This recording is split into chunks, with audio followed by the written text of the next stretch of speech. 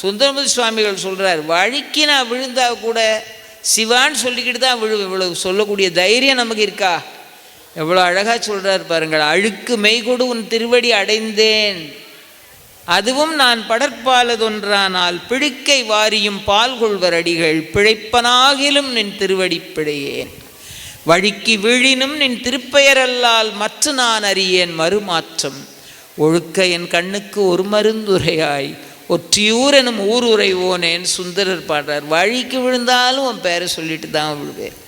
இந்த மாதிரி முருகா முருகா முருகா முருகா என்று மொழிக்கு துணையாயிருக்கிற அவனுடைய நாமம் இருக்கிறதே, அதை சொல்லுங்கள் என்று எளிய வழிகாட்டினார் நமக்கு அருணகிரிநாத பெருமாள்.